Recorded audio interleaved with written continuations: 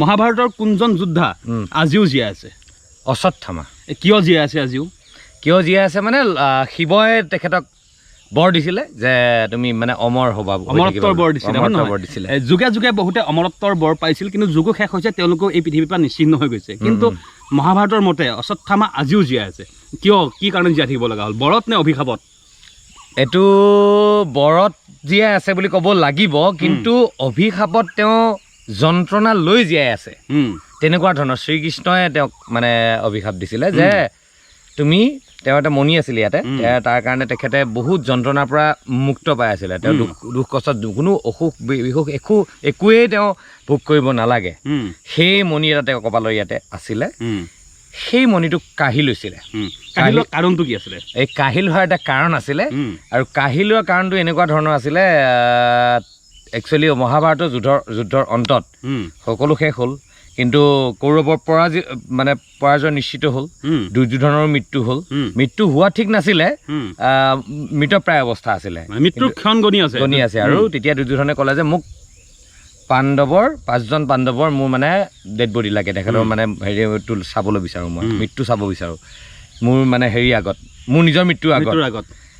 যুদ্ধ কৰি দিবলৈ নোৱাৰে, সম্ভৱেই নহয়, গোটেই ইমান সৈন্য থাকোঁতেই বোলে নোৱাৰিলে।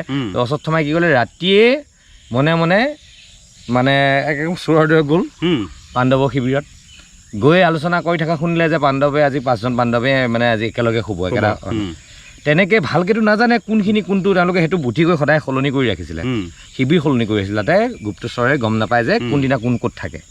তেনেকুৱাকৈ ভুলক্ৰমে গৈ এই দ্ৰৌপদীৰ 5জন পুত্ৰ যে আছিলে, এই 5জন পুত্ৰ শুই থকা মানে কোঠাটোত সোমালগৈ, আৰু দেখিবলৈ অকণমান একেদিনা দেখিলে পাণ্ডৱৰে পুত্ৰ।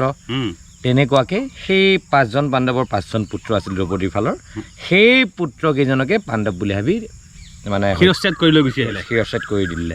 শিৰচ্ছেদ কৰি লৈ আহিলে, পাছত যেতিয়া মানে হেৰি কৰিলে, তেওঁ হেৰিৰ ওচৰত, আমাৰ ব্যাসদেৱৰ ওচৰত মানে দুখ প্ৰকাশ কৰিব গৈছিলে, তেতিয়া কৈছে যে দুখ প্ৰকাশ কৰিলে নহ'ব, পাণ্ডৱটো জীয়াই আছে, গতিকে পাণ্ডৱক তই মানে হেৰি কৰিবলৈ চেষ্টা কৰিছিলি, কিন্তু তই সিহঁতক একো মানে হেৰি নিশেষ কৰিব নোৱাৰ। তেতিয়া যেতিয়া পাণ্ডৱো তাত গৈ ওলালগৈ, তে কি কৰিব এতিয়া?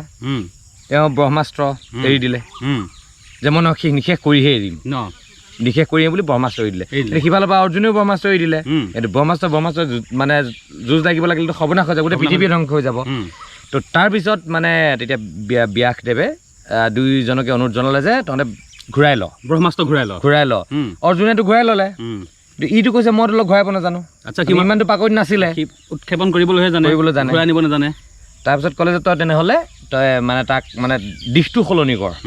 যে কৈছে পাণ্ডৱলৈ নগ'লেও পাণ্ডৱলৈকে ইনডাইৰেক্টলি হৈ যাব, উত্তৰাৰ গৰ্ভটো মই নষ্ট কৰি দিম। অভিমন্যুৰ মানে পত্নী উত্তৰা তেতিয়া গৰ্ভৱতী আছিলে, গৈ সেই ব্ৰহ্মাস্ত্ৰৰে উত্তৰাৰ গৰ্ভটো নষ্ট কৰি দিলে। তেতিয়া পৰীক্ষিত উত্তৰাৰ গৰ্ভত আছিলে পৰীক্ষিত। সেই কথাটোৰ কাৰণে কৃষ্ণ খুব ক্ষোভিত হ'ল, বোলে যে বহুত নিকৃষ্ট কাম এটা কৰিলি, যে তোক এনেকুৱা শাস্তি দিম যে তোৰ মৃত্যুতকৈ ভয়ানক শাস্তি এটা দিম, তইতো অমৰতা মানে অমৰতাৰ সেই বৰটোৱে তোৰ কাৰণে শাস্তি হৈ পৰিব, তই সদায় মৃত্যুক নিজে মাতি থাকিবি, কিন্তু তই মৃত্যু লাভ নকৰিবি। তেনেকুৱা এটা শাস্তি দিলে, আৰু সেই মণিটো ভীমক নিৰ্দেশ দিলে যে কাঢ়ি ল'বলৈ। ইভেন এইটো কাঢ়ি লৈ গ'লে, আৰু সেই ঘাঁটো যিটো ঘাঁহ মণিটো উলিয়াই আনে, সেই ঘাঁটো কেতিয়া নহ'ব, সেই বিষটো পীড়াটো যন্ত্ৰণাটো সদায় তই লৈ আজীৱন তই মানে অনন্তকাললৈ মানে তই পৃথিৱীত থাকিব লাগিব, এনেকৈ কষ্ট অনুভৱ কৰি থাকিব লাগিব।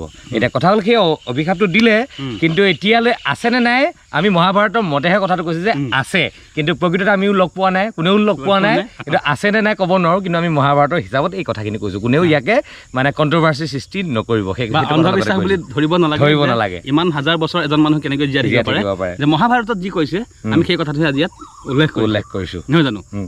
গতিকে আজি অশ্বত্থামাৰ এই কাহিনীটো ক'লোঁ, আৰু বহুত লোকে কয় যে অশ্বত্থামা আজিও জীয়াই আছে, কিন্তু কিয় জীয়াই আছে বহুত লোকে নাজানে। গতিকে আজি আপোনালোকে গম পালেনে? যিসকলে গম পাইছিল বা গম পায়, বা ইয়াত ক'ৰবাত কিবা ভুল হৈ গৈছে নেকি বাৰু, আপোনালোকে ক'বচোন, আৰু যদি কিবা ভুল হৈছে শুধৰাই দিব বুলি আমি আশা কৰিলোঁ, নহয় জানো?